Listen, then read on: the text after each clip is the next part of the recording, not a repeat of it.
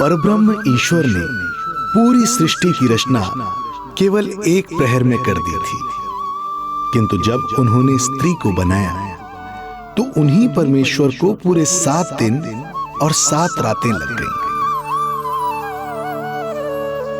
क्योंकि उन्हें स्त्री के व्यक्तित्व में मां बनने की अद्भुत क्षमता का निर्माण करना था, जो अपने तन को असहनीय पीड़ा देकर उसमें से एक नए जीव को जन्म देती है, जो अपने रक्त को दूध बनाकर अपनी संतान का पोषण करती है। वो एक मां ही होती है।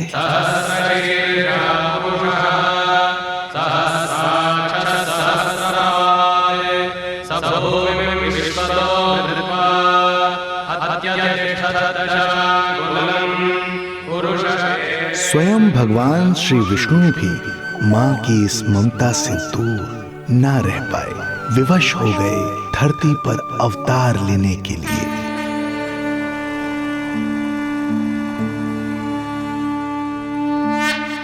शांताकारं भुजगशयनं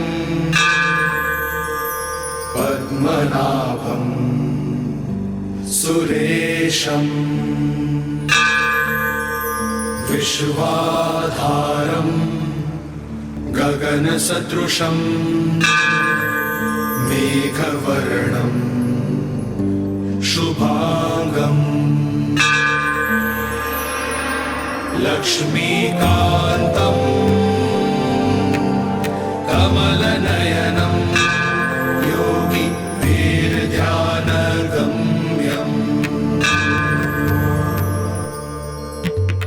वन्दे विष्णुं भवभयहरं सर्वलोकैकनाथं वन्दे विष्णुं भवभयहरं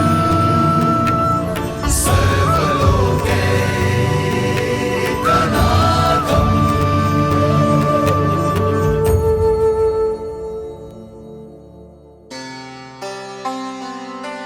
प्रणाम प्रभु। प्रणाम प्रणाम माता।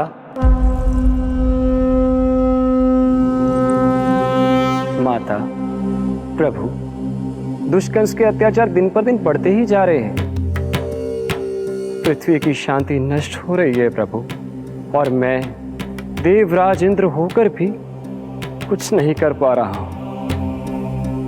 आपके प्रताप से मैं भूमि अनंत काल से समस्त विश्व का भार उठा रही हूँ, किंतु प्रभु अब दुष्टता इतनी बढ़ चुकी है कि मैं सहन नहीं कर पा रही हूँ। अब दया कीजिए प्रभु, इससे पहले कि मैं बुराई के इस असीम भार के नीचे दबकर ब्रह्मांड की अतल गहराइयों में खो जाऊं, मेरी सहायता कीजिए प्रभु। आंखें खोलिए प्रभु, आंखें खोलिए।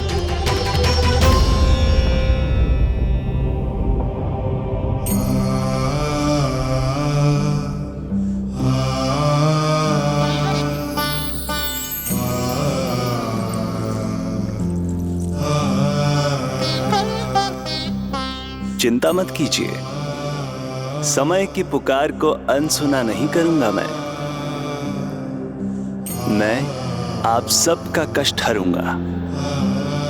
मैं अवश्य अवतार लूंगा, मैं अवश्य अवतार लूंगा, मैं अवश्य अवतार लूंगा। श्री कृष्ण के रूप में, श्री कृष्ण के रूप में, श्री कृष्ण के रूप में।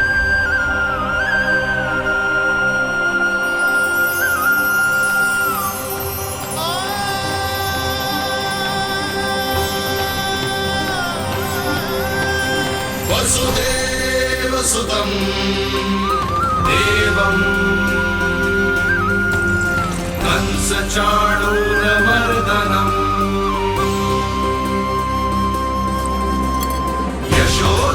यशोदपरमानन्दम् कृष्णं वन्दे जगद्गुरुं, कृष्णं वन्दे जगद्गुरुम्। वसुदेव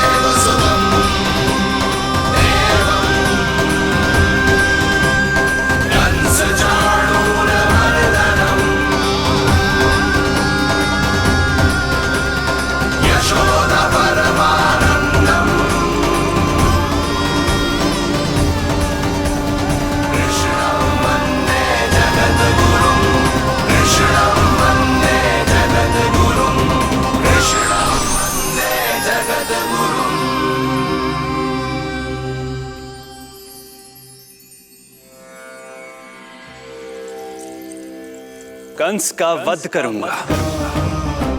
ऐसी परिस्थितियां उत्पन्न करूंगा जिनके कारण इस काल का सबसे बड़ा युद्ध होगा। कुरुक्षेत्र के मैदान में मैं सभी अत्याचारियों को एक साथ समाप्त करूंगा। और इस प्रकार मैं भूमि देवी का भार अवश्य हल्का करूंगा। मैं धन्य हुई प्रभु। हम धन्य हुए प्रभु। किंतु ये सब मेरे अगले अवतार के प्रमुख कारण नहीं है। तो फिर प्रभु? मेरे अगले अवतार का सर्वप्रथम और सर्व प्रमुख कारण है मां के अलौकिक प्रेम का अनुभव करना। मैं मां की ममता के सभी रूपों का आनंद लेना चाहता हूं। उसके हाथों से भोजन करना, उसके अंग से लिपट जाना, लोरियां सुनना, संसार के सभी संकटों से सुरक्षित उसकी गोद में सोना, उसे मां मां कहकर पुकारना, सांसारिक विषयों के बारे में उससे जानना,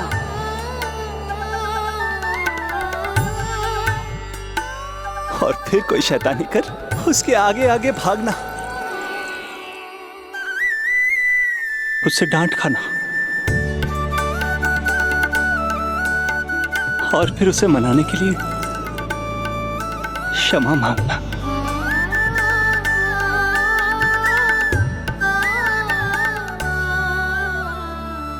कितना आनंद आएगा जब वो मुझे दंड देने के लिए मेरे पीछे पीछे दौड़ेगी और मैं उस डर से सभी दिशाओं में भागता फिरूंगा। और फिर जब वो थक कर हाँफते रुक जाएगी तो मैं स्वयं उसके पास जाऊंगा, उसकी ममता भरी गोद में समा जाऊंगा।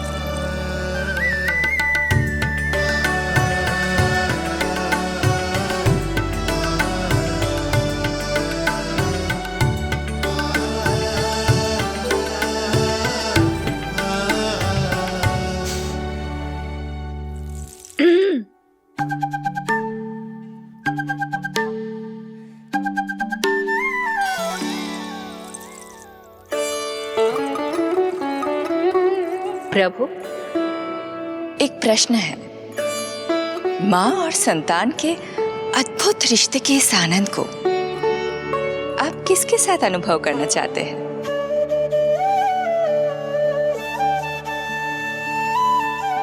प्रभु, कौन है वो सौभाग्यशाली महिला जिन्हें आपने अपनी माँ के रूप में चुना है? वो महिला है यशोदा। यशोदा।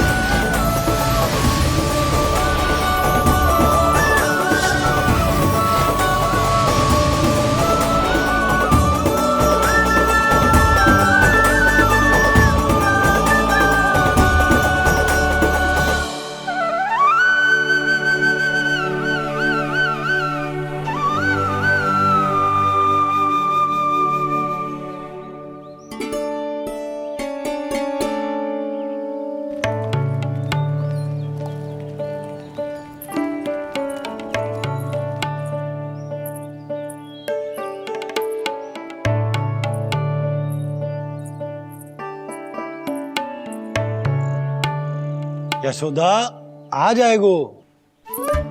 आपके जैसा बड़ा ना है कि रास्ता ढूंढते हुए अपने आप घर लौट आएगो। बस 6 महीने का बालक है, अबोध है। हे नारायण, क्षमा करना, अपने पति देव से ऊंचे स्वर में बात कर ली मैंने।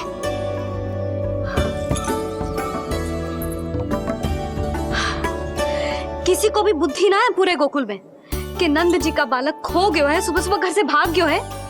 किसी को ना पड़ी है कि उसे ढूंढे लेकर आए। यही सामान देते हैं वे गोकुल के राजा को।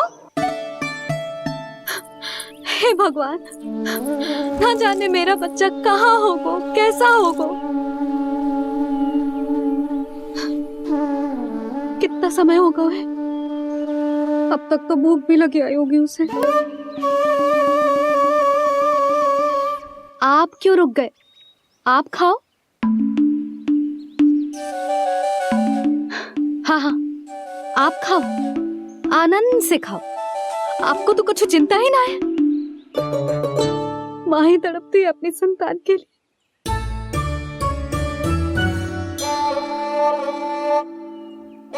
अब क्या खाली पेट काम पे जानो है? क्या कहेंगे सब कि यशोदा अपने पति को भूखा रखे? ना ना, आप खाओ, खाओ ना।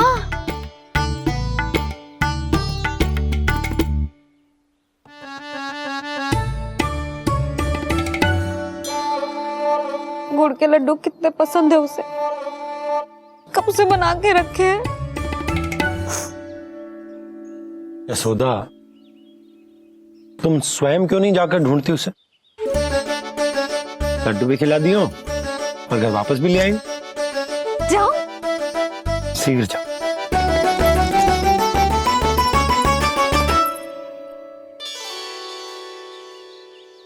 किंतु आप तो खाना खा रहे हो ना पतिदेव? वही तो, मैं खाना खा रहा हूं, परंतु वो भूखा है। तुम जाओ। वो तो भूखा है।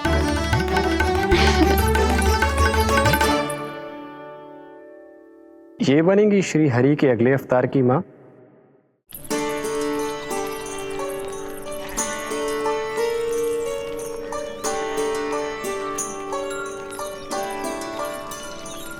मेरे बच्चे को देखो है ना।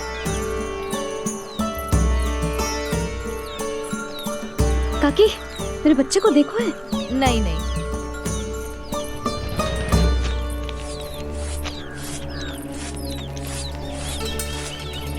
सुमति, मेरे बच्चे को देखो है क्या कहीं? नहीं तो। ना देखो। जानकी, प्रभावती, मेरे बच्चे को देखो है कहीं?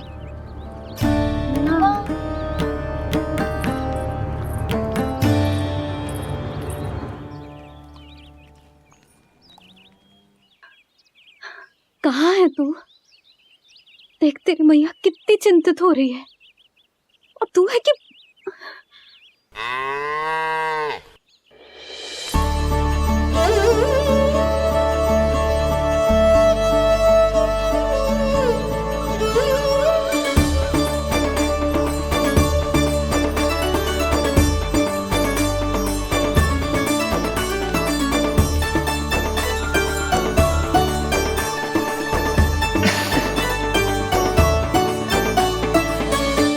हाँ, अभी तक मैया यशोदा का लाडला यही है, 6 माह का बछड़ा। इसी पर ये अपनी सारी ममता न्योछावर करती हैं। तू फिर भाग गो। प्रतिदिन का काम हो गो है तेरा। मैंने कही थी ना, मेरे बिना, अपनी मैया के बिना कहीं ना जानो है। ये संसार कितना भयानक है, कुछ मालूम है तुझे? दुष्ट भरे पड़े चारों ओर।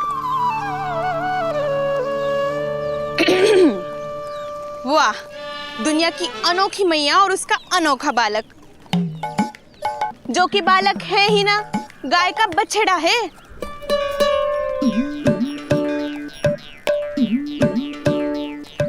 सुलक्षणा, तुम्हारी जे दशा कौन ने की? और कौन ने? जे तुम्हारे सपूत ने कूद फाड़ के मेरे पूरे बगीचे का सत्यानाश कर दो है। मेरा रामू ऐसा कर ही ना सकता। जे क्यों आएगा तुम्हारे बगीचे में? रंग बिरंगे फूलों के लिए। फूलों के लिए? हाँ, जीप लपलपाती है इसकी मेरे फूलों के लिए। सुबह सुबह भाग के आ जाता हो इन्हें खाने के लिए। फूल खाने? सुलक्षणा, तुम्हें कछु वहम हुआ है। जे मेरा रामू है, जे फूल वूल क्यों खाएगो भला? अच्छा, तो फिर आप ही इसका मुंह खोलो और स्वयं देख लियो। हाँ तो ठीक है, असत्य के पैर ना होते जो अभी सिद्ध हो जाए वो। रामू मुंह खोल के दिखा। मैया की कहीं मानते हैं ना, मुंह खोल। रामू सुलक्षणा चाची को दिखा दे कि तूने उनके फूल ना खाए। चल मुंह खोल, मुंह खोल।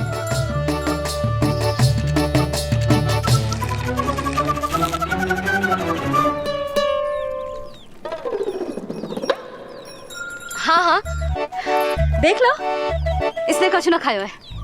हाँ हम चल रहे हैं। अरे पर मुझे भी तो देख लेने दो। सुलक्षणा, मैं नंद देव की पत्नी हूँ, तुम्हें क्या लगता है मैं असत्य बोलूंगी? ना ना जशोदा जी, लेकिन आप तो सिद्ध करने वाली थी ना। हो तो गए हो सिद्ध। चल रामू, देर हो रही। अरे अरे वैसे रामू जी बहुत बुरी बात है, नंद जी का बालक चोरी कर दो। छी, जो अपनी वस्तु ना है उसे छूते भी ना है, समझ आई? जे करूंगी सुलक्षणा के यहाँ भरी टोकरी बेसन के लड्डू भिजवा दूंगी, प्रसन्न हो जाएगी। ये तो बड़ी चतुर है प्रभु। हाँ प्रभु, और जीवट भी है इनमें। बस यही देखा आप सबने? क्या आपने एक मां की चिंता नहीं देखी? प्रत्येक मूल्य पर अपनी संतान की रक्षा करने का स्वभाव नहीं देखा? या फिर असत्य भाषण करने पर अपनी भूल सुधारने की व्यग्रता नहीं देखी? कोई बात नहीं, मैं बताता हूं यशोदा क्या है। यशोदा पवित्रता की प्रतिमूर्ति है, विश्वास का आधार सुरक्षा की भावना है, ममता का मूर्त रूप है वो, वात्सल्य की गंगा है, भावनाओं का बहता हुआ निर्झर है। यशोदा अपने आप में परिपूर्ण है। यशोदा मां है। प्रभु, मां यशोदा निश्चित ही अद्भुत है। जिनके यहाँ आप पुत्र बनकर जाना चाहते हैं, उन्हें तो असाधारण होना ही है। किंतु प्रभु, आपके दिए हुए वचन के अनुसार आपको देवी देवकी का पुत्र बनकर जाना है, तो फिर आप एक ही जन्म में दोनों माताओं के पुत्र कैसे बन सकते हैं? आपका प्रश्न उचित है इंद्रदेव। पूर्व काल में प्रजापति सुतप्पा और उनकी पत्नी प्रश्नी ने मेरी घोर तपस्या की थी। उनके आग्रह करने पर मैंने उन्हें वरदान दिया था कि जब वो देवकी और वसुदेव के रूप में पृथ्वी पर आएंगे, तब मैं उनका अष्टम पुत्र कृष्ण बनकर जन्म लूंगा। पर मैया यशोदा के वात्सल्य प्रेम ने मुझे दुविधा में डाल दिया, क्योंकि वो भी तो पिछले जन्म से ही है ना। पिछले जन्म से?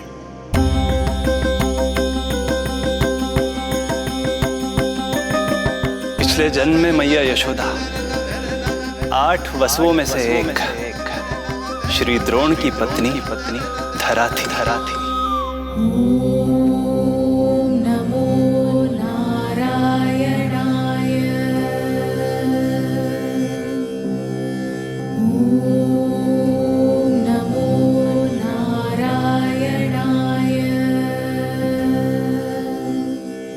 दोनों सहस्त्रों वर्षों तक निरंतर मुझे पुत्र रूप में पाने की मनोकामना के साथ घोर तपस्या करते रहे।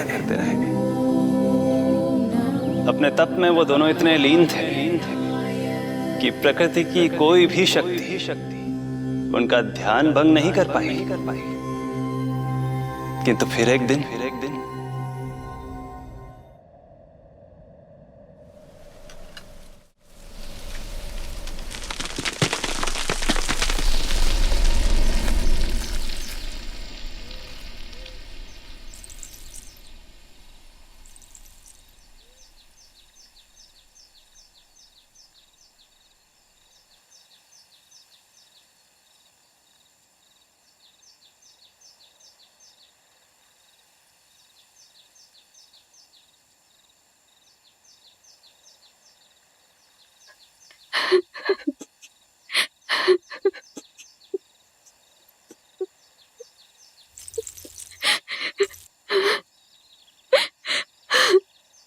हमारे भक्ति में ऐसी क्या कमी रह गई प्रभु कि अभी तक आपके दर्शन का सौभाग्य नहीं मिला।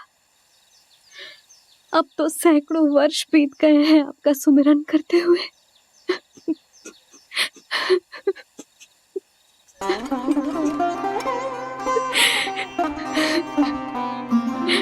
साचा सुमिरन सबसे हरि का, साचा है हरि नाम। साचा सुमिरन सबसे हरि का, साचा है हरि नाम। जिनकी कृपा से बन जाते हैं सबके बिगड़े काम, सबके बिगड़े काम। साचा सुमिरन सबसे हरि का, साचा है हरि नाम। आतुर है आंचल का उपवन, सुनने को पैजनियां छुन छुन। मधुर मधुर तुतलाती बोली, खेले संग संग आँख में चोली। मेरे मुख पे भी दे दो प्रभु ममता भरी मुस्कान। साचा सुमिरन सबसे हरि का, साचा है हरि नाम। भक्त बिना भगवान है जैसे, माता बिन संतान के वैसे। हरि बिन मेरा जीवन सूना, भगवान लाज मेरी रख लो ना। भगवान लाज मेरी रख लो ना।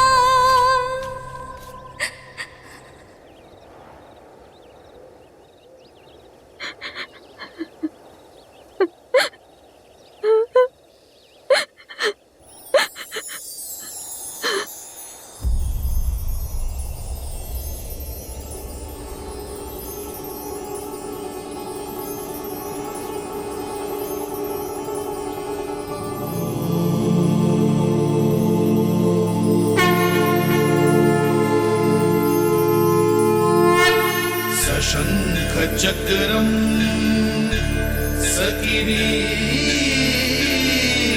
कुंडलम सपीत वस्त्रम सरसीरुहेक्षणम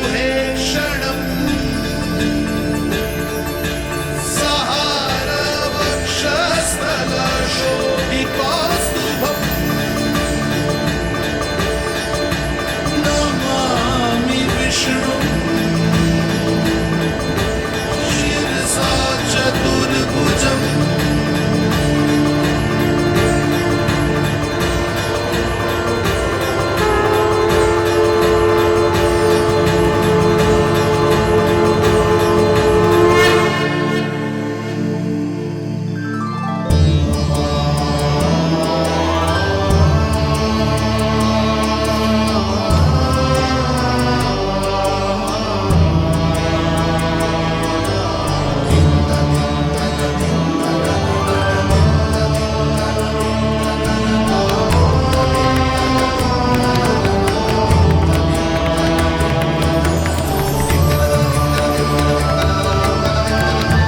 कहिए कहिए, क्या वरदान पाना चाहते हैं आप?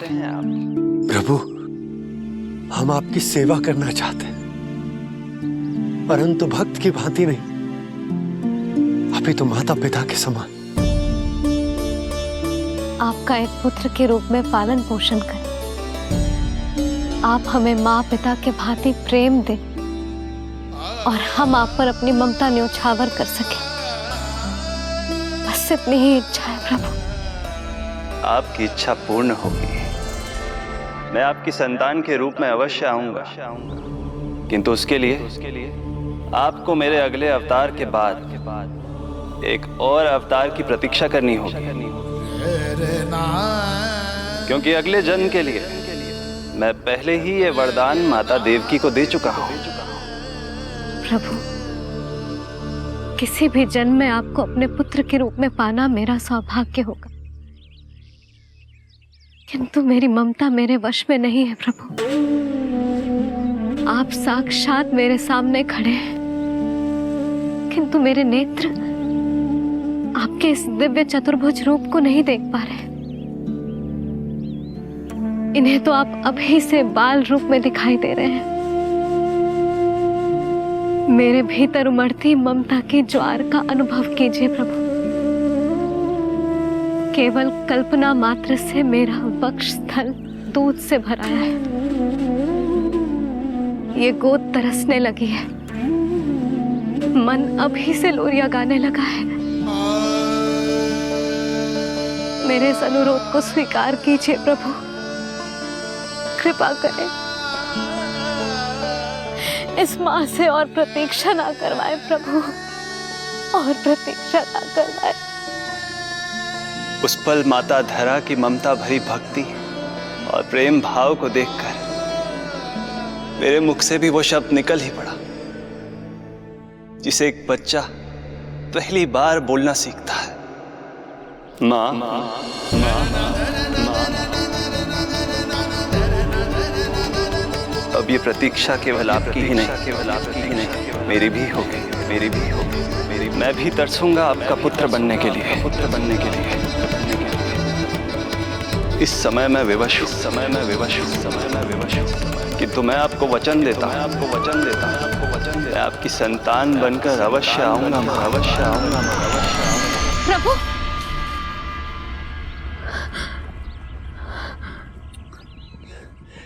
धरा, भगवान ने हमारी पुकार सुन ली। वरदान तो सभी भक्तों को मिलता है, परंतु हमें तो हरि का वचन मिला है। वो आएंगे, अवश्य आएंगे।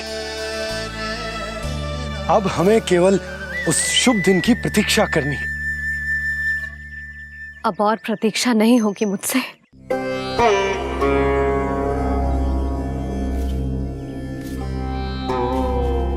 हमने सहस्त्रों वर्षों तक तपस्या की, ये समझ लो कि वो तपस्या अभी शेष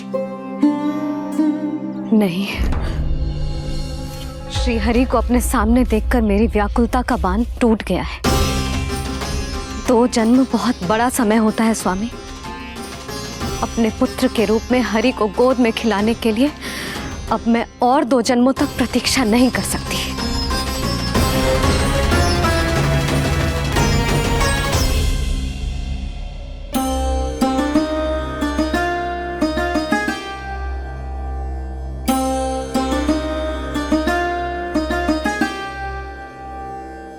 व्यर्थ हरि बिन जग ये सारा, व्यर्थ हरि बिन जीवन धारा। पूजन वंदन व्यर्थ हरि बिन, व्यर्थ धरार जीवन धारा।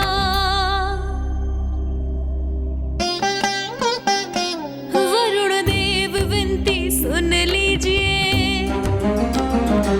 तन मेरा निर्जल कर दीजिए। हरि के बिन सारा जल तन का सागर सा हो गया है खारा। प्रभु, माता धरा की तपस्या का तेज अत्याधिक है। प्रकृति के पंचतत्व, 5 महाभूत इनकी पुकार सुनने के लिए विवश है।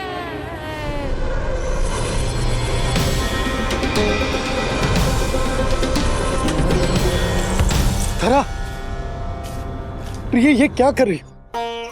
रुक जाओ। जठराग्नि सब दूर ये कर दो, अग्नि देव मेरे ताप को हर लो। माता जो वंचित ममता से, जग में नहीं उसको कुछ प्यारा। पूजन वंदन व्यर्थ हरि बिन व्यर्थ धरार जीवन धारा। प्रभु, यदि अग्निदेव अपना अग्नि तत्व वापस ले लेंगे तो इनकी पाचन शक्ति नष्ट हो जाएगी और जीवित रहने के लिए शारीरिक तापमान भी अति आवश्यक होता है। यदि वही विलुप्त हो गया तो धरा, तुम्हें मेरी सौगंध मत करो ये। हे भूमाता आकृति दाता, मिथ्या है ये माटी का ढांचा। माटी मुक्त करो इस तन से जब ना मिला हरि का सहारा। प्रभु, भू तत्व ही तन को भार देता है, उसके बिना ये तो पूरी तरह से ढह जाएंगी। धरा, धरा, ये क्या हो गया? बस करो अब। प्रभु, कुछ कीजिए। मैं संसार का संचालक हूं देवी। नियमों का पालन करने के लिए मैं भी बाध्य हूं। जो वचन मैं पहले ही माता देवकी को दे चुका हूं, यदि मैं चाहूं तो भी उसे तोड़ नहीं सकता।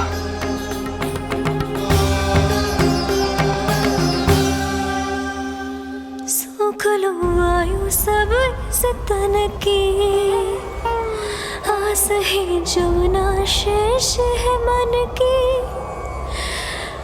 वायु देव कृपा करो अब ये रोक दो इन श्वासों की धारा।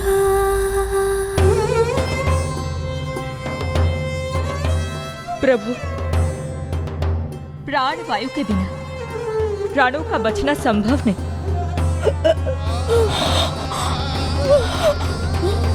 धरा, धरा, धरा, धरा, बस करो अब। क्या तुम अपनी सुध-बुध खो चुकी हो? तुम्हारे प्राणों में मेरे भी प्राण बसते हैं प्रिय। रुक जाओ। हे आकाश देव, तुमको मेरा अंतिम प्रणाम।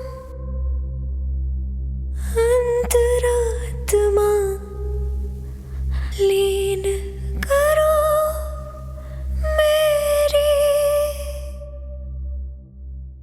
लेके श्री हरि का नाम।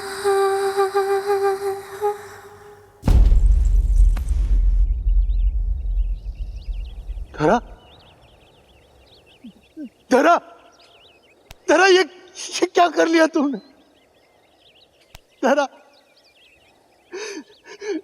कोई है, कोई है, सहायता कीजिए। धरा,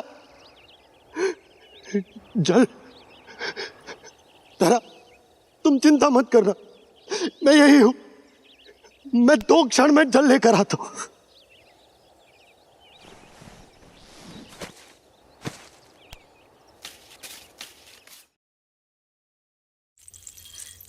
प्रभु, आप नियमों से तो अवश्य बंधे हैं, परंतु आप लीलाओं के स्वामी हैं।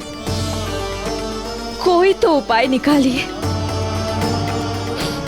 आपने इन्हें मां कहकर पुकारा है। मां की प्राण रक्षा पुत्र नहीं करेगा तो और कौन करेगा?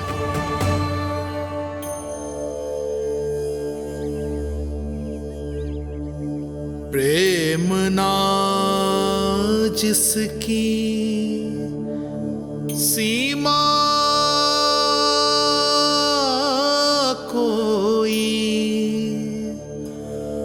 ना कोई आया की ममता के आगे विवश हुए भगवान,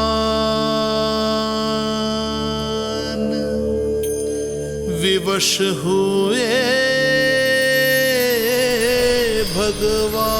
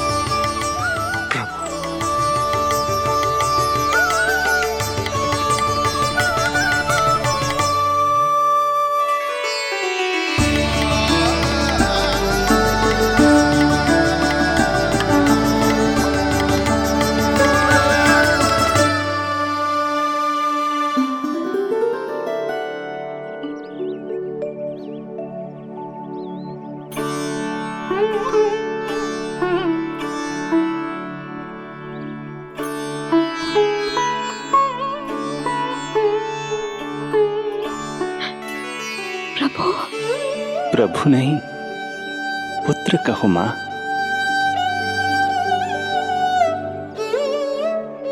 पुत्र, मेरा पुत्र, मेरा पुत्र।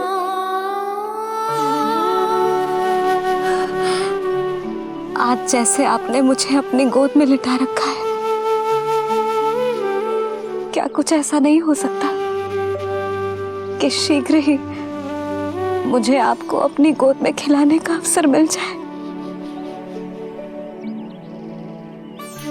आज तो मैं केवल मूर्छित हुई हूं,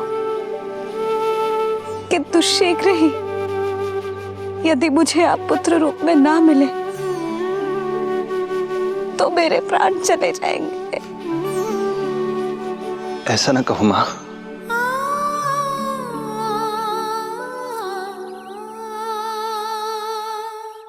माता देवकी को मैं पहले ही वचन दे चुका हूं, इसलिए विधि के विधान के अनुसार मुझे उन्हीं का पुत्र बनकर जन्म लेना होगा।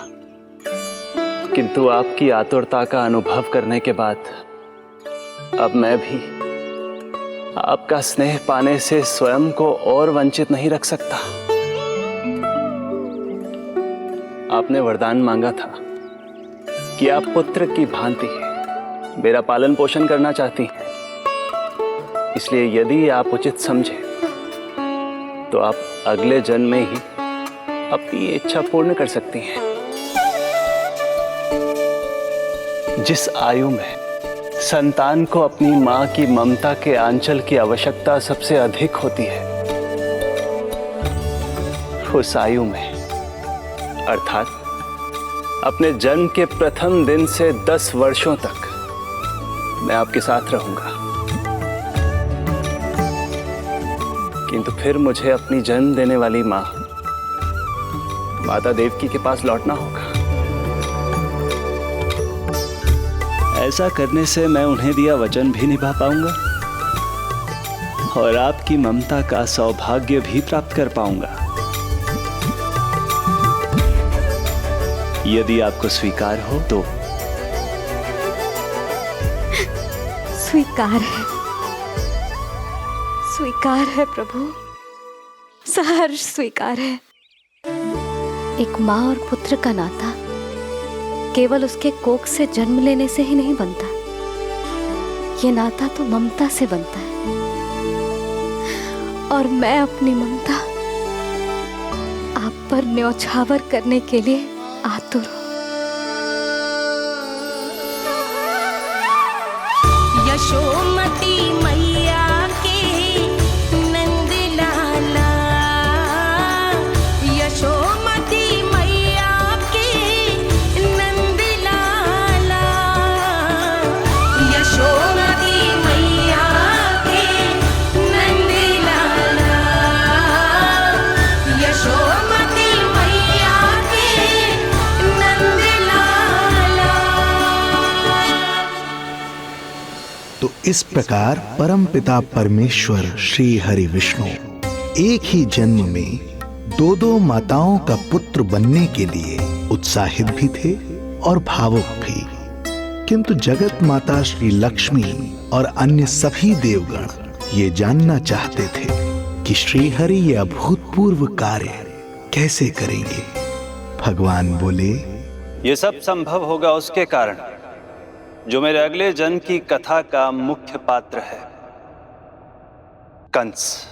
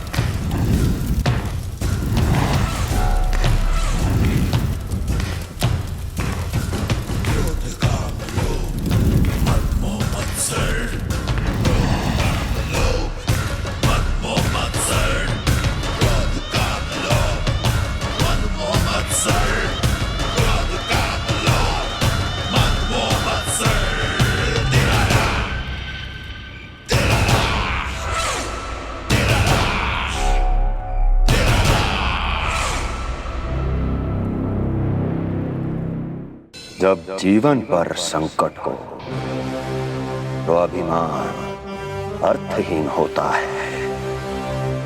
जब प्राणों पर बनाए तो सम्मान स्वाभिमान सब निरर्थक होता है। इन व्यर्थ के मूल्यों को बीच में मत आने दो। और दया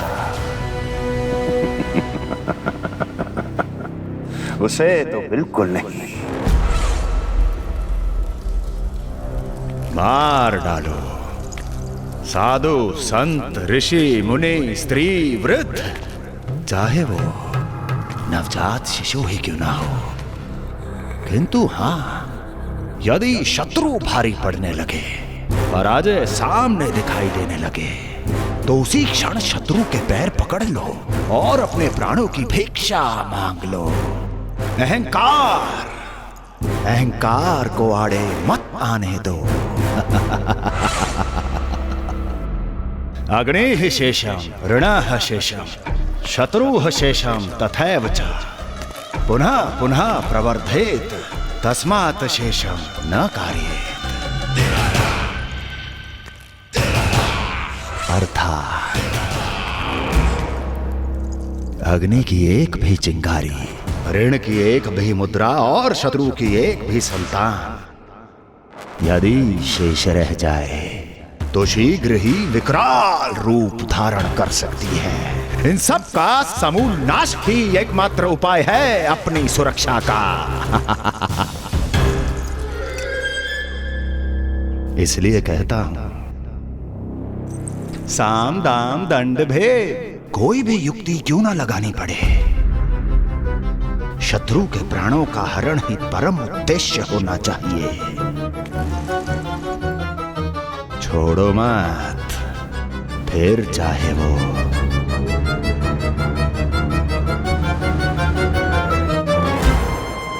विष्णु ही क्यों ना हो।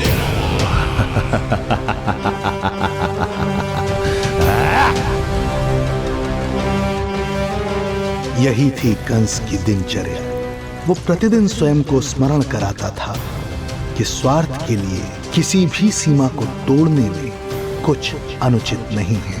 तभी तो राजगद्दी प्राप्त करने के लिए उसने अपने पिता महाराज उग्रसेन को भी नहीं छोड़ा था। पिताजी,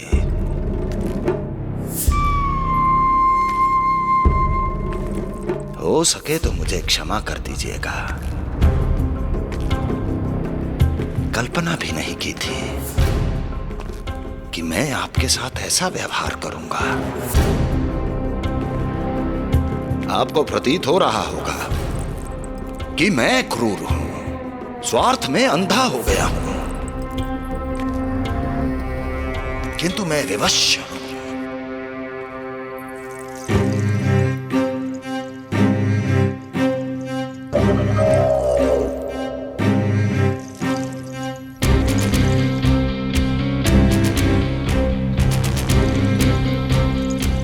आज से सत्ता का ये भार अब मुझे उठाना पड़ेगा पिताजी,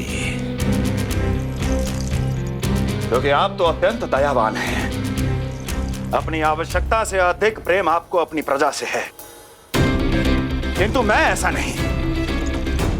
मैं अपने शत्रुओं का काल हूं, तभी तो मेरे प्रति दुर्भावना रखने वाले मेरे सम्मुख आने से पहले थर थर कांपते हैं। इसलिए मथुरा का राज सिंहासन मेरे साथ अधिक सुरक्षित रहेगा, क्योंकि मैं आपसे अधिक उपयुक्त हूं पिताजी। मेरा विश्वास कीजिए। हृदय पर गोवर्धन पर्वत रखकर मुझे यह निर्णय लेना पड़ रहा है पिताजी।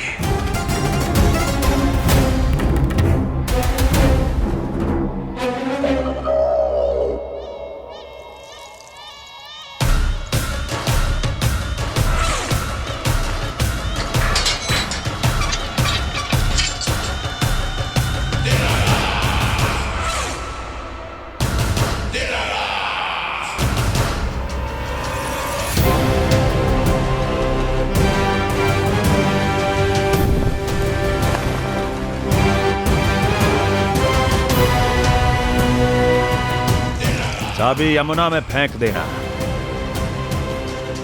कोई कितना भी क्रूर, कठोर राक्षस ही क्यों ना हो, किसी न किसी के लिए उसके हृदय में भी प्रेम उपजता ही है।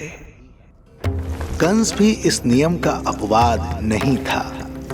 इस संसार में एक जीवात्मा ऐसी भी थी जिसे वो स्वयं से भी अधिक स्नेह करता था, और वो थी उसकी लाडली बहन देवकी।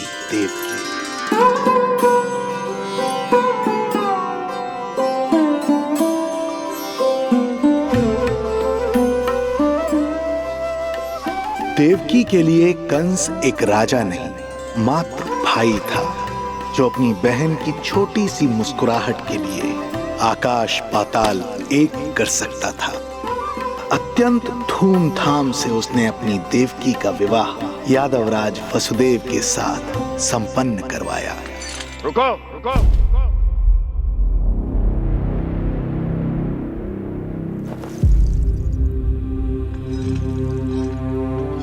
ये आप क्या कर रहे हैं? आप मथुरा नरेश हैं?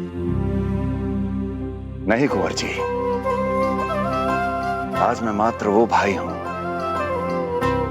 जो अपनी प्रिय बहन के साथ बस कुछ क्षण और व्यतीत करना चाहता है।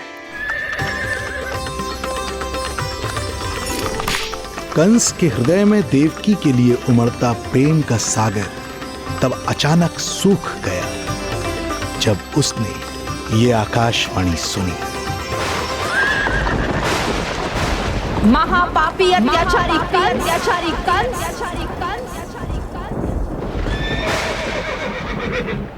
जिस देवकी को तू इतने प्रेम से ससुराल ले जा रहा है, वही तेरे अंत में सहायक होगी। तेरा काल तेरी प्रिय बहन के गर्भ से उसकी 8वीं संतान बनकर जन्म लेगा और तेरा विनाश करेगा, विनाश करेगा, विनाश करेगा।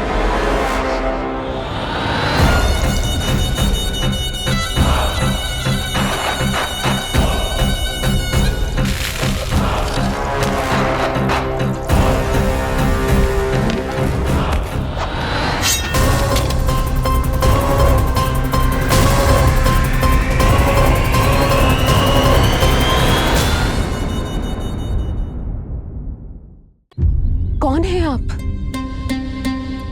मुझे आपसे भय लग रहा है। आप मेरे भैया नहीं हो सकते। सही कहा तूने। जो मेरे विनाश को जन्म दे उस कुल घातिनी से मेरा कोई संबंध नहीं। महाराज, रक्त के संबंध क्रोध की अग्नि में मत झुलसाइए। जिस बहन को आपने बचपन से आज तक इतना प्रेम दिया, क्या वो आपके विरुद्ध किसी षड्यंत्र में सहायक हो सकती है? भला हमारी संतान आपका विनाश क्यों करेगी? अपनी नवविवाहित बहन पर कृपा कीजिए महाराज। अपने पुरुषार्थ से आपने कितने असुरों को युद्ध में पराजित किया है। आज वो सब दरबारी बनकर आपकी सेवा करते हैं। हे महापराक्रमी कंस, यदि वो मायावी असुर आपको हानि नहीं पहुंचा पाए तो ये आपकी बहन आपका क्या बिगाड़ सकती है? दया कीजिए महाराज, दया कीजिए। आप बीच में मत पड़िए कुंवर जी। सुना नहीं क्या? इसकी 8वीं संतान मेरा वध करेगी। जब मां ही नहीं बचेगी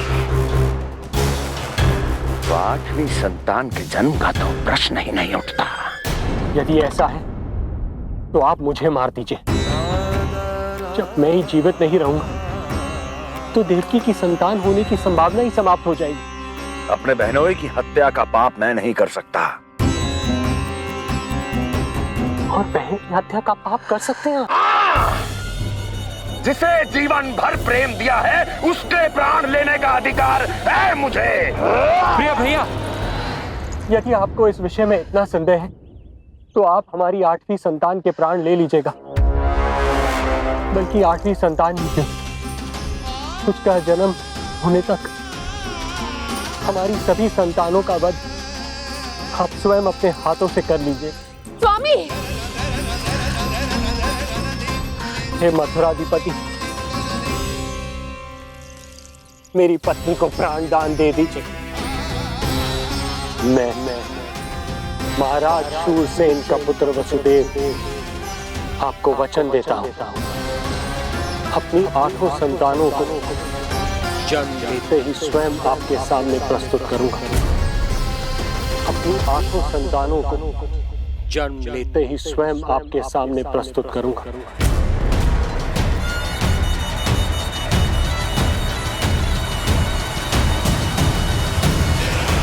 बधाई हो कुंवर जी। अपनी पत्नी के प्राण बचाने में आप सफल हुए, किंतु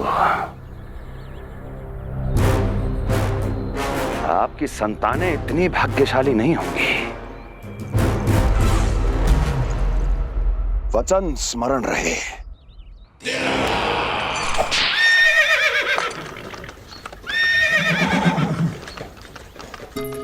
इस तरह रक्त की प्यासी कंस की तलवार की छाया में देवकी और वसुदेव का वैवाहिक जीवन प्रारंभ हुआ। जब कंस की निर्ममता और वसुदेव के वचन का ये दुखद समाचार गोकुल पहुंचा तो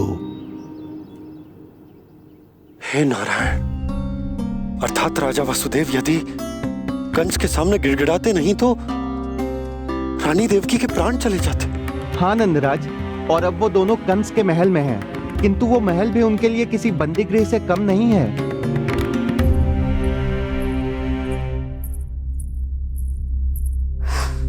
एक भाई अपनी बहन के साथ ऐसा करने की सोच भी कैसे सकता है? मेरा बस चले तो उस दुष्ट कंस को मटके में डाल के ऐसे घोट के रख दूं जैसे मलाई घोट के माखन निकाला जाता है।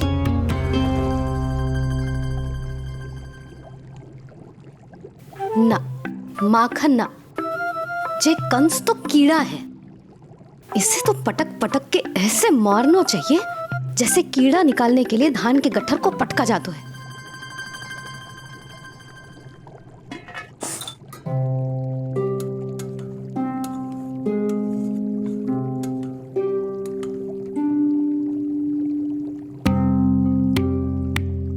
किंतु जब रोहिणी जिज्जी को पता चलेगा तो वो तो अपने आप को ही दोष देंगे, क्योंकि बालक ना होने के कारण उन्होंने ही वसुदेव जी को राजकुमारी देवकी के साथ दूसरा विवाह करने पर विवश किया था। हे ईश्वर, जिस सुख के लिए रोहिणी जिज्जी ने पत्नी जीवन का सबसे बड़ा त्याग किया था, जब उन्हें पता चलेगा कि वही सुख उस क्रूर कंस ने छीन के मटिया मेट कर दिया है, तो कितना कष्ट पहुंचेगा।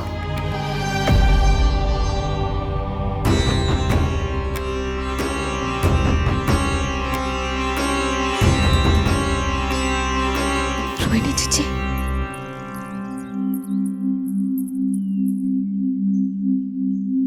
गोप नरेश, कृपया मुझे अपने भैया के पास ले चलिए। संकट के समय मुझे उनके साथ होना चाहिए। किंतु भाभी, पता चलो है वसुदेव भैया और देवकी भाभी कंस के महल में कड़े पहरे में रखे गए। पति पत्नी एक दूसरे का संबल होते हैं। कंस का पहरा कितना भी कष्टदायक क्यों ना हो, इस समय उन्हें और बहन देवकी को मेरी आवश्यकता है।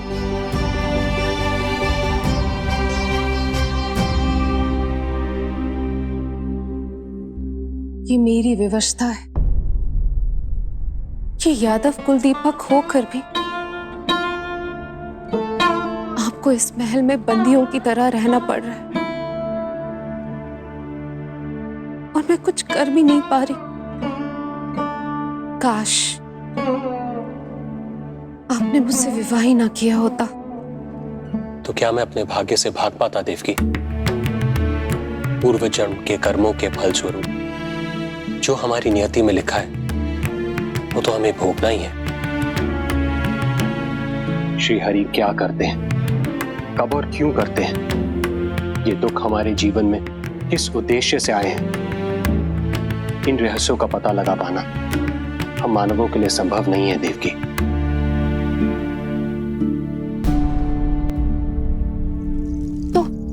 तो फिर चलिए यहां से भाग चलते हैं, कहीं ऐसे स्थान पर जहां भैया की छाया भी हम पर ना पड़ सके। नहीं प्रिय, कंस के गुप्तचरों की दृष्टि हम पर अवश्य होगी, और मैं ऐसा कोई कार्य नहीं कर सकता जिससे तुम्हारे जीवन पर कोई संकट आए। और मैंने उन्हें अपनी सभी संतानों को सौंपने का वचन भी दिया है। अपना वचन मेरे लिए प्राणों से भी अधिक महत्वपूर्ण है देवकी।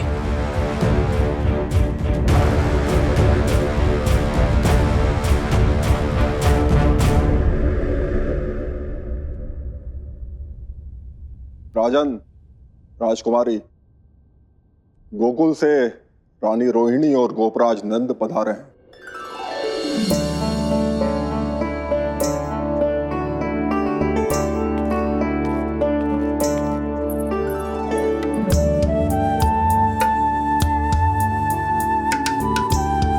स्वामी,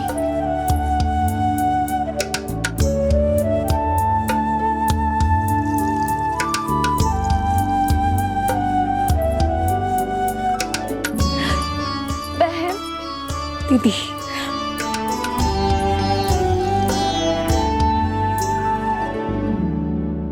भाई नंद, जो आप हमारे लिए कर रहे हैं उसके लिए धन्यवाद शब्द बहुत छोटा है। मैं अपने भाग्य को स्वीकार कर चुका हूं। यदि यही श्री नारायण की इच्छा है तो यही सही।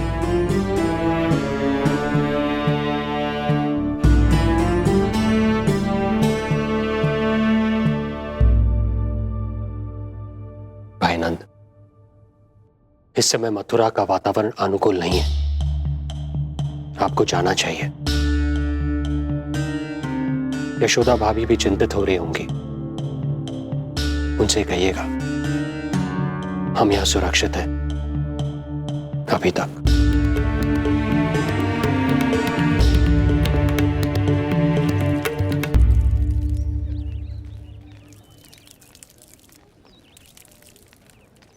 वसुदेव भैया का भाग्य पर भरोसा देख वे अपनी संतानों को कंस को अवश्य सौंपेंगे। ईश्वर, इतना कठोर वचन, जब इसे निभाने का कठिन समय आएगा तो कैसा अनुभव करेंगे वे? उनका हृदय तो चकनाचूर हो जाएगा।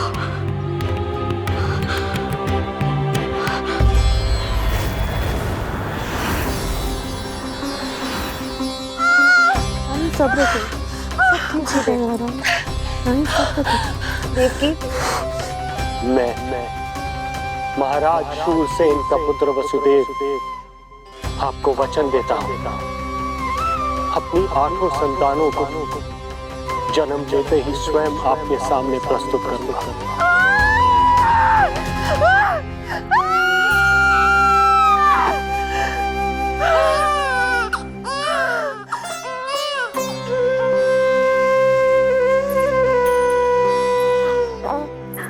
बधाई हो स्वामी, आपको पुत्र रत्न प्राप्त हुआ है।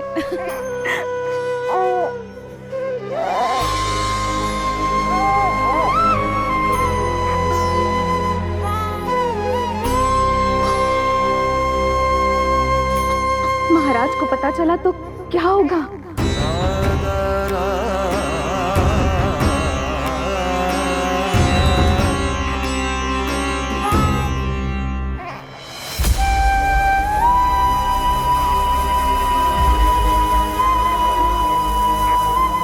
अपने पुत्र को इन हाथों में थामना। कितने वर्षों से इस पल की प्रतीक्षा कर रहा था मैं, और आज जब यह पल आया है, मेरी आंखों में दुख के आंसू हैं। एक पिता जब प्रथम बार अपनी संतान को गोद में उठाता है तो सबसे पहले यह सोचता है कि उसे क्या नाम दूं, उसका सुनहरा भविष्य कैसे सुनिश्चित करे। किंतु मैं वो भाग्यहीन पिता हूं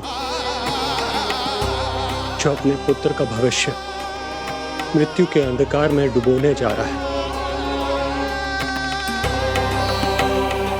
मैं इसे नाम देकर क्या करूंगा?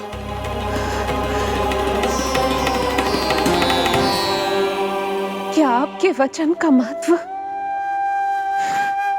आपके पुत्र के प्राणों से अधिक है स्वामी?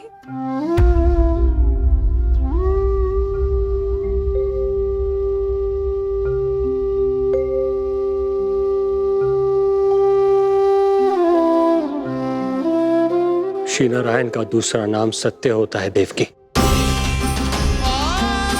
तुम ही कहो, मैं श्री नारायण से विमुख कैसे हो जाऊं? मुझे अपना वचन निभाना ही होगा। हृदय के टुकड़े टुकड़े क्यों ना हो जाए, मुझे इसे कंस तक ले जाना ही होगा।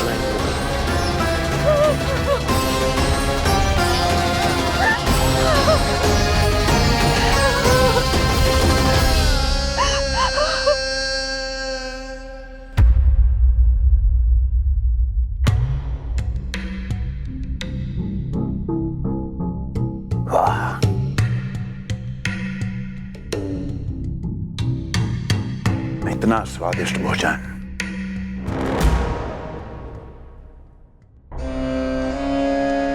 किसी विशेष इच्छा की पूर्ति के लिए मुझे सम्मोहित तो नहीं करना चाहती? मुझे पति के रूप में प्राप्त कर तो चुकी हो, अब प्राप्त करने को क्या क्या बचा है प्राप्ति? मैं प्राप्ति नहीं, अस्थि हूँ स्वामी। प्राप्ति तो छुई मुई बनकर वहां खड़ी है। आप सदैव अपने विषय में ही सोचते हैं, कभी मेरे ओर भी निहारा कीजिए, तभी तो मेरा नाम सही से स्मरण होगा आपको। मैं अपने विषय में ही सोचता हूं, तभी तो दसों दिशाओं में मेरे नाम का डंका बजता है, मेरे साम्राज्य का विस्तार होता है, तभी तो मेरा अस्तित्व है। अस्थि स्मरण रहे, तुम हो क्योंकि मैं हूं।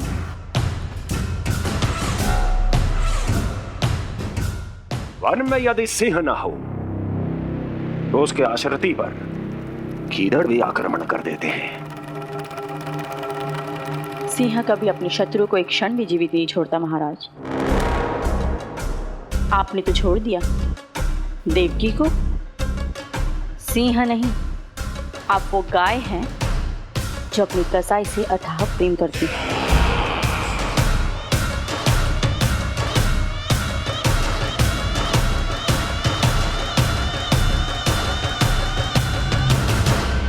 सभी संतानों को जन्म लेते ही मेरे पास लेकर आएगा, ये वचन दिया है वसुदेव ने मुझे। तो फिर आया क्यों नहीं महाराज? प्रथम शिशु का जन्म तो हो चुका है।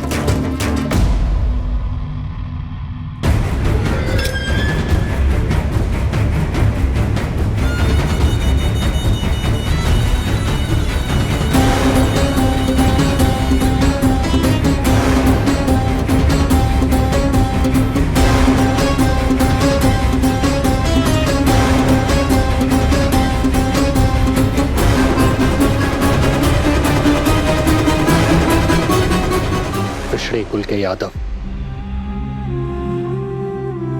अपना वचन मिथ्या नहीं होने देते महाराज।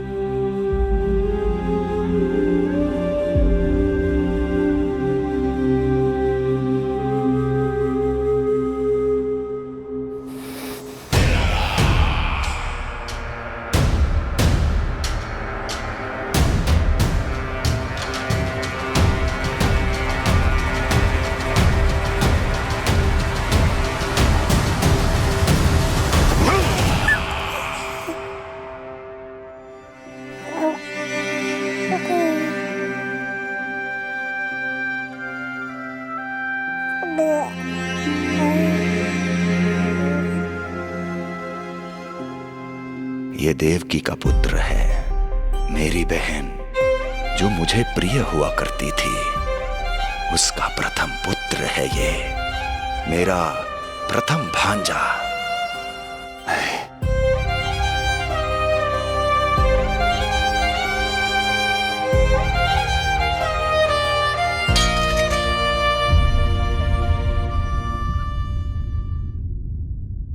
इसे वापस ले जाइए कुंवर जी।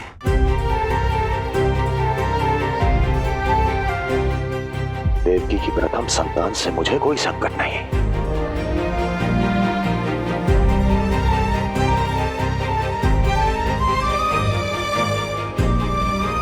और आपको क्या लगता है कुंवर जी कि मैं कोई राक्षस हूं क्या?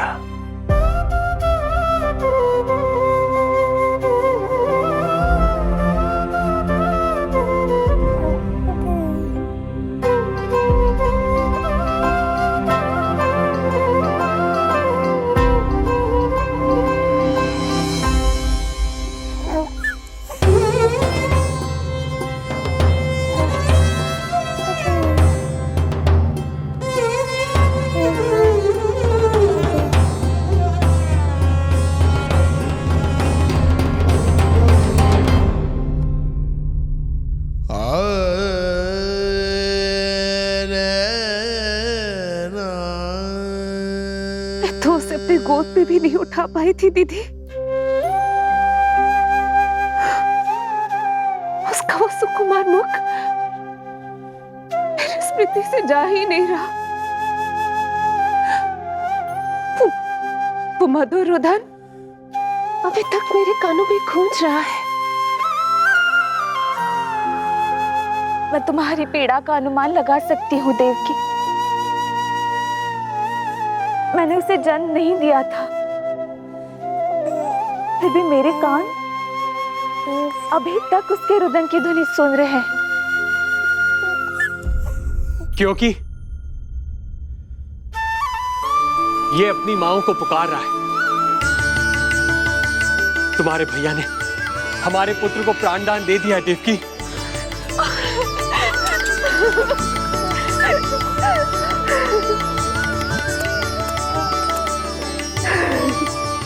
स्वामी, अब अपने पुत्र का नामकरण कीजिए। इसे ऐसा नाम दीजिए कि इसका भविष्य यश और कीर्ति से परिपूर्ण हो। कीर्तिमान कीर्तिमान होगा इसका नाम।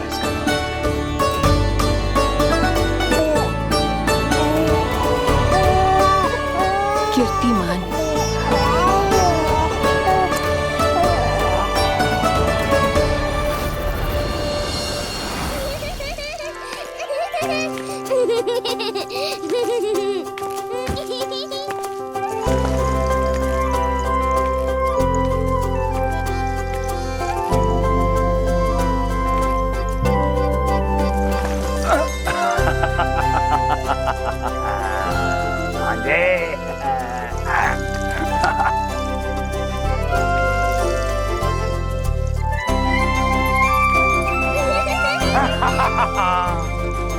भांजे भांजे, मामा से बचना असंभव है।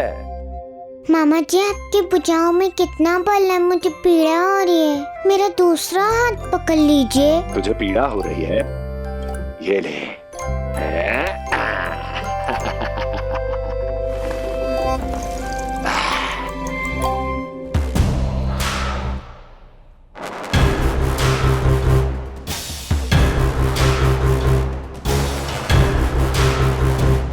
नारायण नारायण। मामा जी मूर्ख बन गए, मामा जी मूर्ख बन गए, मामा जी मूर्ख बन गए। इतना दुस्साहस! जा खेल। अब मामा जो है देवर्षि के साथ मंत्रणा करेंगे। जा खेल। क्योंकि अत्यंत महत्वपूर्ण ना हो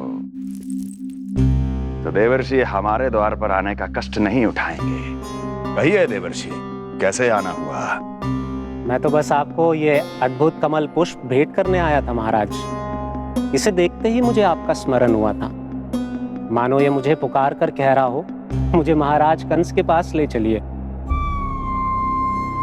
इसमें तो कुछ भी विशेष नहीं है देवर्षि।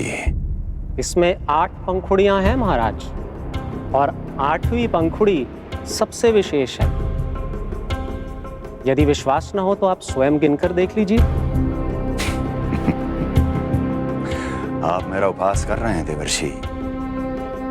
आप गिनिए तो सही महाराज। 1 2 3 4 5 6 7 8। क्या आप निश्चित रूप से कह सकते हैं कि यही 8वीं पंखुड़ी है? विचार कीजिए महाराज। क्या आप बिना किसी शंका के कह सकते हैं कि कौन सी पंखुड़ी पहली है और कौन सी 8वीं? क्या आप पूर्ण विश्वास के साथ कह सकते हैं कि कौन प्रथम है और कौन अंतिम? फिर चाहे वो पंखुड़ी हो या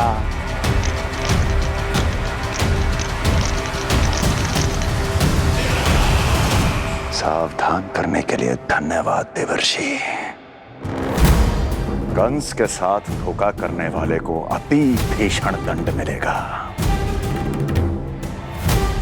भविष्य में ऐसी कल्पना मात्र से ही मेरे शत्रु भय से कांप उठेंगे। मथुरा नरेश, मैं तो मात्र पंखुड़ियों की बात कर रहा था। यदि आपने कुछ और समझ लिया है तो उसका उत्तरदायित्व मेरा नहीं है। नारायण नारायण।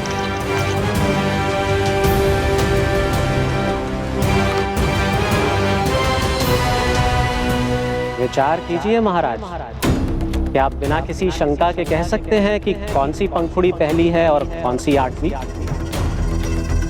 क्या आप पूर्ण विश्वास के साथ कह सकते हैं कि कौन प्रथम है और कौन अंतिम? फिर चाहे वो पंखुड़ी हो या... मामा जी मूर्ख बन गए, मामा जी मूर्ख बन गए, मामा जी मूर्ख बन गए, मामा जी मूर्ख बन गए।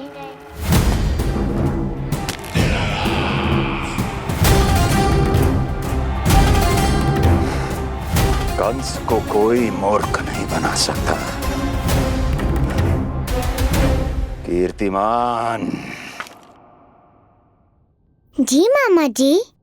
क्रोध काम लोभ मद मोह मत्सर, क्रोध काम लोभ मद मोह मत्सर, क्रोध काम लोभ।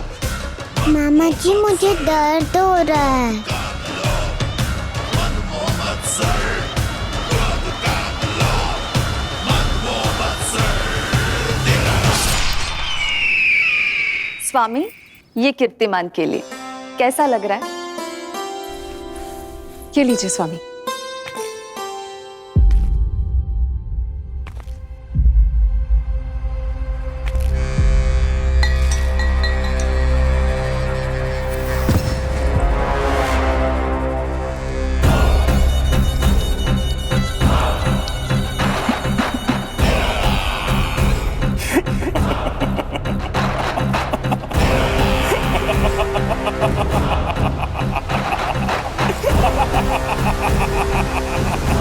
नेत्रों के सामने अपनी संतान की हत्या होते हुए देखना कितना पीड़ादायक रहा होगा ये दृश्य। किंतु प्रभु, यदि देवर्षि नारद कंस के हृदय में संदेह का बीज न बोते तो कंस ऐसा कभी नहीं करता। तो फिर उसे उकसाए ही क्यों देवर्षि ने? आप भूल गए देवराज, समस्त संसार में जो भी होता है मेरी इच्छा अनुसार ही होता है। यही प्रश्न नारद ने भी मुझसे पूछा था।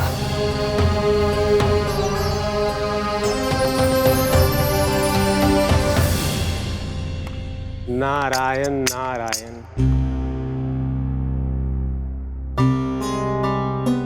छोटे से बालक की इतनी निर्मम हत्या और माध्यम बना मैं।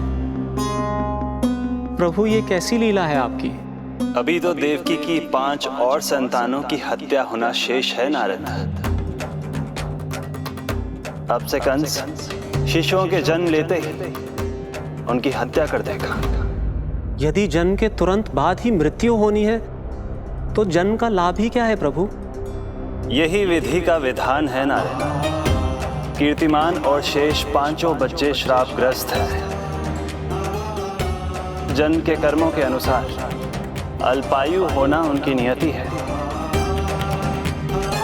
उनकी मृत्यु के बाद ही शेषनाग के अंश के रूप में बलराम और मेरे अंश के रूप में श्री कृष्ण का अवतार संभव होगा।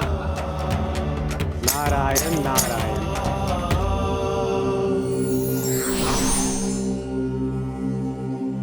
देवकी के पुत्र एक के बाद एक जन्म लेते रहे और उनकी हत्या कर कंस अपने पापों की संख्या में वृद्धि करता रहा। नहीं! मत मारो! मेरा पुत्र! मेरा पुत्र!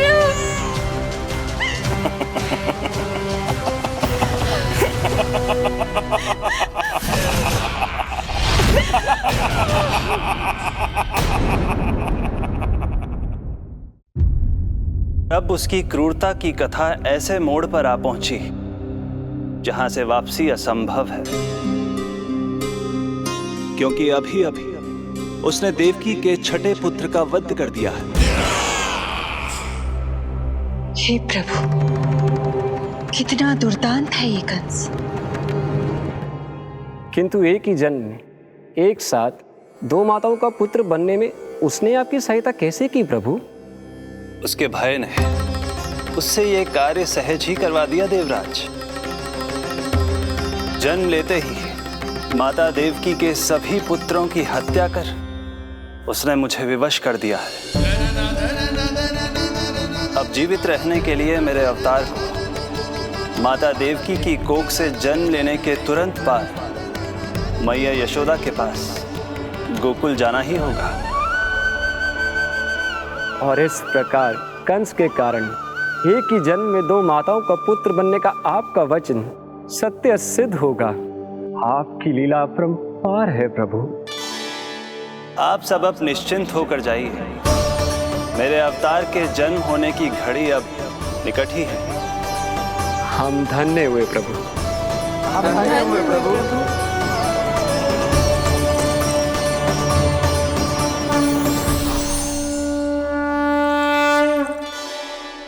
मुझे तो अभी से मैया यशोदा के साथ आपको खेलते हुए देखने की उत्सुकता हो रही है। उनकी प्रवृत्ति कितनी निराली है। क्रोध ना करो तो क्या करूं? देखिए इसकी सतानी, फिर चला गया सुलक्षणा के बगीचे में फूल खाने। और आपको तो पता है ना सुलक्षणा का, इतनी सी त्रुटि हो जाए पूरे गांव में बखान करने में कोई कमी ना रखती। और जे की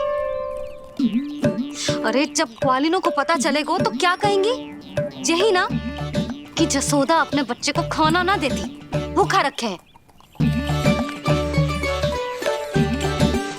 सुनो जी, मैं तो कहती हूँ अब ब्याह करा देते इसका।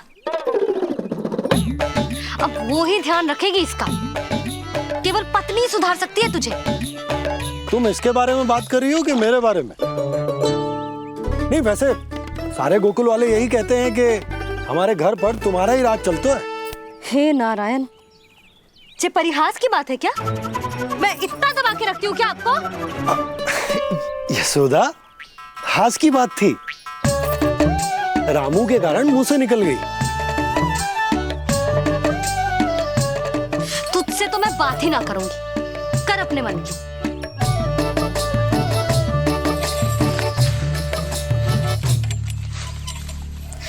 पता है तुझे कितना क्रोध आता है जब तू ऐसे बिना बताए घर से चला जाता है। प्रेम है जे मेरा, चिंता है मेरी। तुझे कुछ हो जाए तो अपना लल्ला माना है तुझे।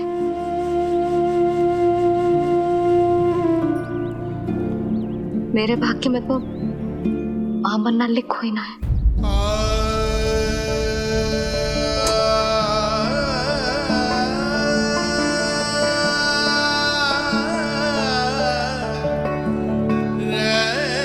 यशोदा,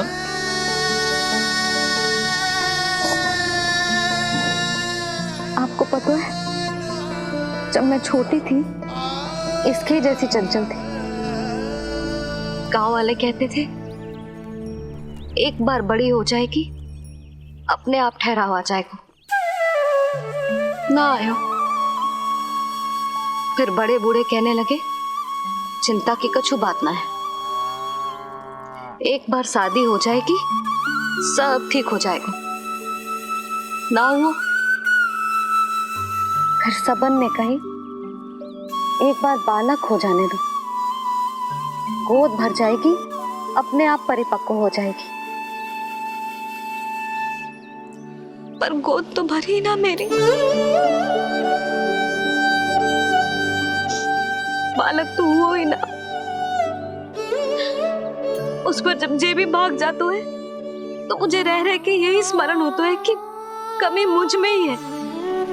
मैं ही किसी बात का ध्यान न रख पाती। संभव है यही कारण से नारायण ने बालक ना दियो मुझे।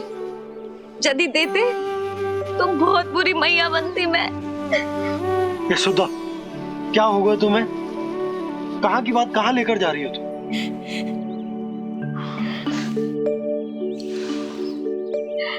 बालक अवश्य होगा हमें, और बहुत अच्छी मैया बनोगी तुम। बस नारायण सही समय की प्रतीक्षा कर रहे हैं। मेरी तो न सुन रहे बे। आप ही कह दियो उनसे, अब और प्रतीक्षा ना होगी मुझसे।